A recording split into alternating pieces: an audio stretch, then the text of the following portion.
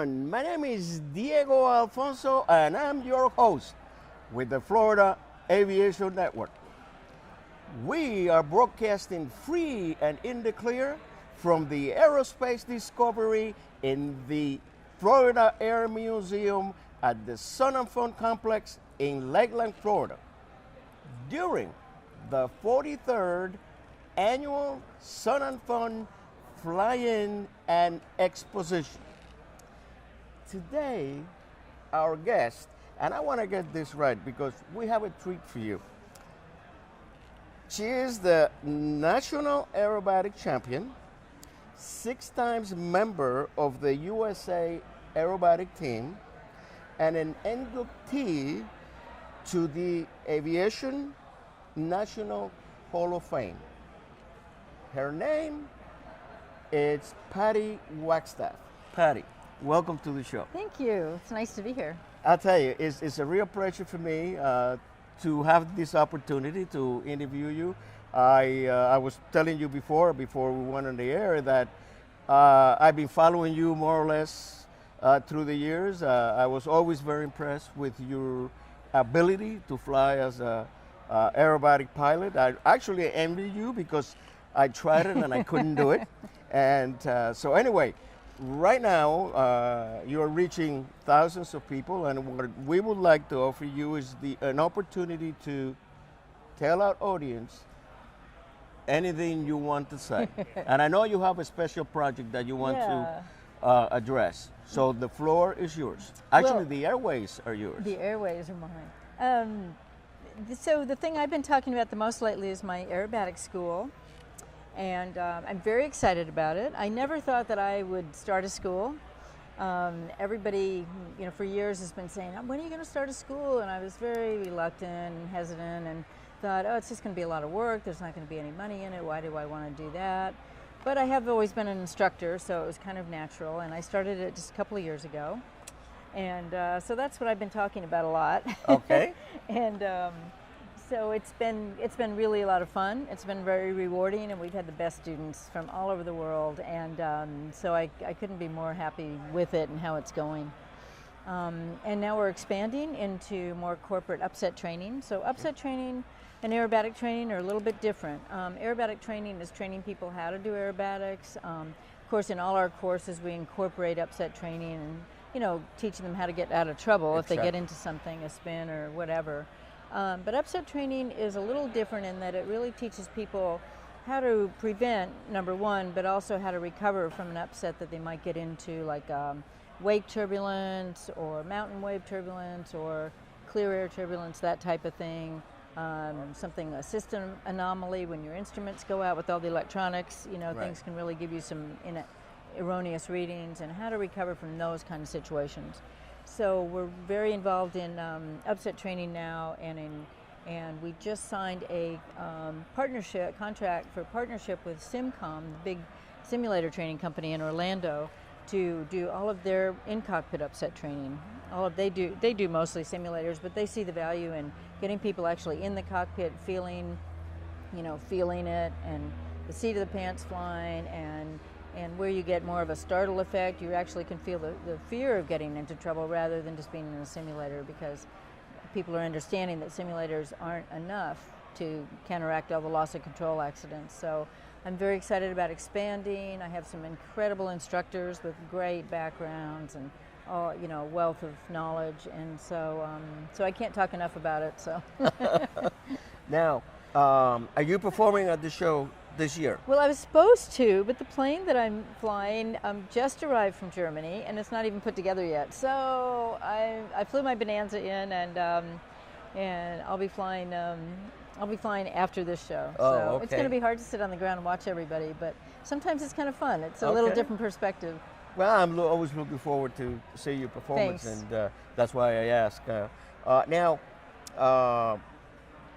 Do you mind talking about, for instance, every time I do an interview with a pilot, and especially with an aviation, what I call aviation personalities, because people are interested in this thing, and of course I don't want to put you on the spot or anything like that, but what if you can think back, what was that spark? What was that thing that happened that said, Patty, you are going to be a pilot. How did that come about? I always wanted to be a pilot when I was a kid. I loved flying with my dad. He flew all over Japan and across the Pacific, and I would always sit in the seat with him. And I've told this story many times. But when I was a little girl and I told my parents I wanted to be a pilot because I loved airplanes so much, they said, honey, girls can't become pilots.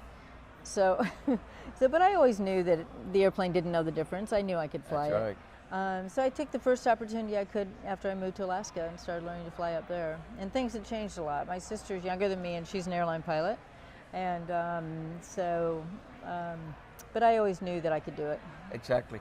Here's the thing, I have an interesting anecdote, and that is that my first job as a pilot, of course as a first officer, as I mentioned before to you, was for a company called PBA, Provincetown Boston Airlines. This is a company that originated in the Northeast out of Provincetown back in the 40s.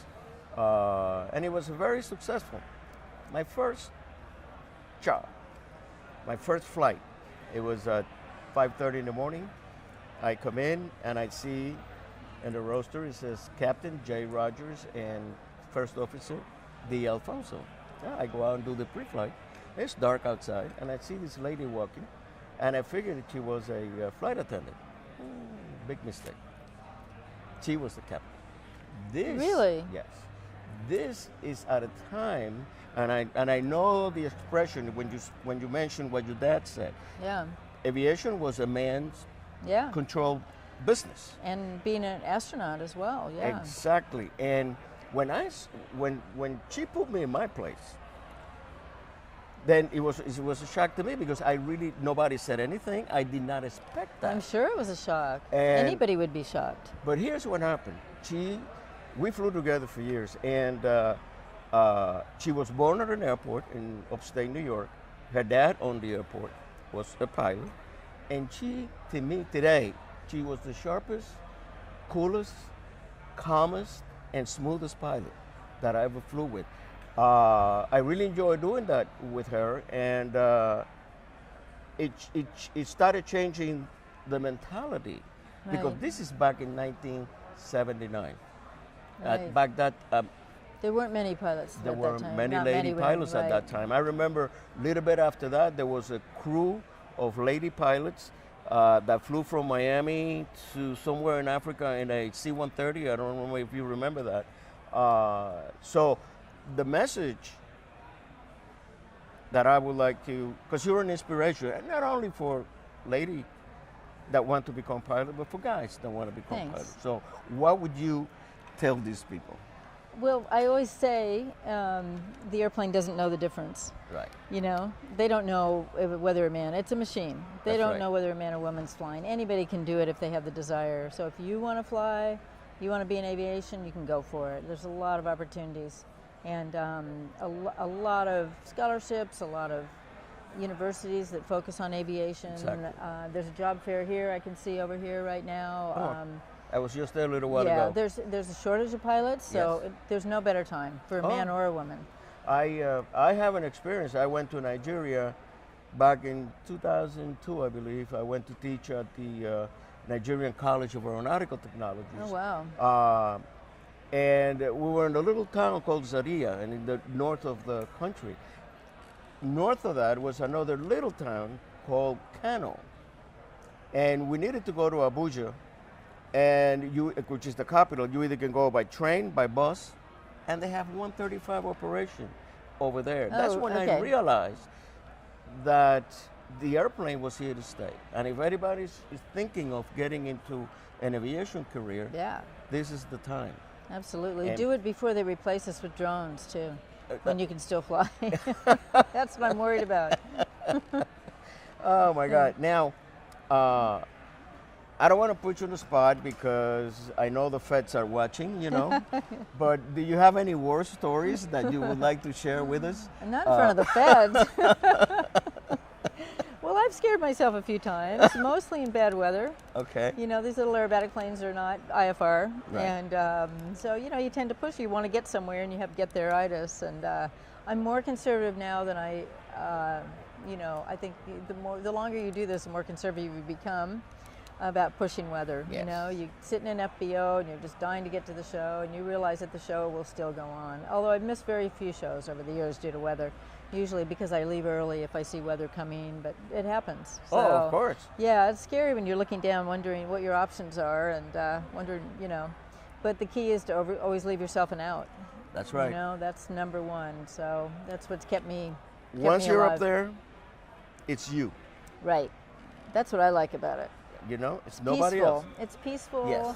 I'm in charge of everything. When I land, the complications begin. You know. That's right. That's right. Now, can you give us a little insight into what happens like a day or a couple days before the show? I mean, what does Patty Wagstaff does in preparation to a show? You know, show season is it's really almost a full-time thing. There's a lot of paperwork.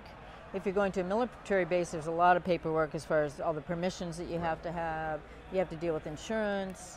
You have to get all your supplies ready, and then there's logistics of how are you going to get which airplane where? Are you going to take 2 airplanes? What about your crew? You know, weather. It's a lot.